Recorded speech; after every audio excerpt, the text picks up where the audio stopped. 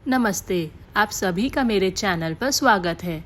तो आज हम जानेंगे बेलपत्र से क्यों प्रसन्न हो जाते हैं भोलेनाथ। तो आइए शुरू करते हैं। भगवान शिव को पौराणिक ग्रंथों में विनाश का देवता माना गया है। हिंदू मान्यता के अनुसार संपूर्ण ब्रह्मांड शिव में समाहित है।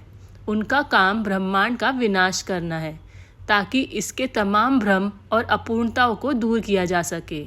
यहाँ विनाश मनमाना नहीं बल्कि रचनात्मक होता है, लेकिन विनाश के देवता को प्रसन्न करना बिल्कुल आसान है। ये काम बस एक लोटा जल, बेलपत्र और श्रद्धा भाव के सहारे किया जा सकता है। पुराणों के अनुसार भगवान महादेव ने तमाम कष्ट सहकर भी सृष्टि को विनाश से बचाया। जब समुद्र मंथन के बाद विष निकला तो सभी देवता और जीव जंतु व्याकुल होने लगे। 10 दिशाओं में हाहाकार मच गया। तब भगवान शिव ने सृष्टि को बचाने के लिए हलाहल विष को अपने कंठ में धारण कर लिया। विष के प्रभाव से उनका कंठ नीला और उनका पूरा शरीर बेहद गर्म हो गया।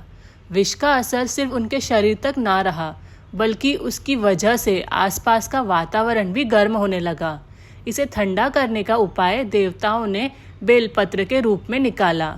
उन्हें पता था कि बेलपत्र विष के प्रभाव को कम करता है, इसलिए शिव जी को बेलपत्र खिलाना शुरू किया गया। भोलेनाथ को शीतल रखने के लिए उन पर जल भी अर्पित किया गया। बेलपत्र और जल के प्रभाव से भोलेनाथ के शरीर की गर्मी धीरे धीरे शांत होने लगी।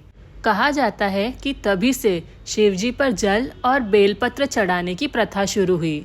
भगवान शिव को बेलपत्र चढ़ाने से जुड़ी एक और कथा प्रचलित है। माता पार्वती भगवान शिव को पाने के लिए कठोर व्रत करती थी। एक बार भोले बाबा जंगल में बेल के पेड़ के नीचे बैठकर तपस्या कर रहे थे। माता पार्वती वहां उनकी पूजा करने पहुंची, लेकिन पूजन सामग्री लाना वो भूल गई।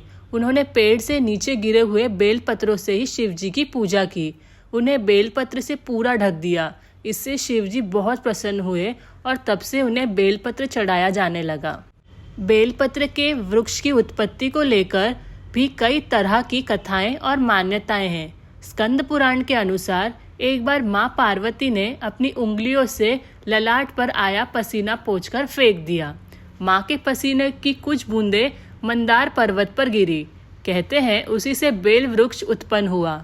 शास्त्रों के अनुसार इस वृक्ष की जड़ों में मां गिरिजा, तने में मां महेश्वरी, शाखाओं में मां दक्षयायनी, बेलपत्र की पत्तियों में मां पार्वती और फूलों में मां गौरी का वास है। वैसे तो बेलपत्र की महिमा का वर्णन कई पुराणों में मिलता है, लेकिन शिव पुराण में इसके बारे में विस्तार से बताया गया है। शिव पुराण में कहा गया है कि बेलपत्र भगवान शिव का ही प्रतीक है। भगवान खुद इसकी महिमा स्वीकारते हैं। मान्यता है कि बेल वृक्ष की जड़ के पास शिवलिंग रखकर जो भक्त भगवान शिव की आराधना करते हैं वे हमेशा सुखी रहते हैं।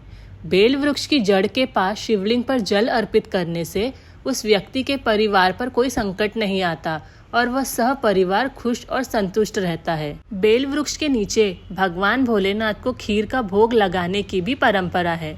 मान्यता है कि इससे कभी धन की कमी नहीं होती। माना जाता है कि ब्लीव यानी बैल का पेड़ संपदा का प्रतीक, पवित्र और समृद्धि देने वाला है। इस वृक्ष में माँ लक्ष्मी का भी वास है। घर में बेलपत्र लगाने से देवी महालक्ष्मी बेहद प्रसन्न होती है। बेलपत्र में 3 पत्तियां एक साथ जुड़ी होती हैं, जिसको लेकर कई तरह की मान्यताएं हैं। 3 पत्तों को कहीं त्रिदेव तो कहीं 3 आदि ध्वनियों का प्रतीक माना जाता है। बेलपत्र की इन 3 पत्तियों को महादेव की 3 आंखें या उनका शस्त्र त्रिशूल का भी प्रतीक कहा जाता है। तो ये थी बेलपत्र की कथा।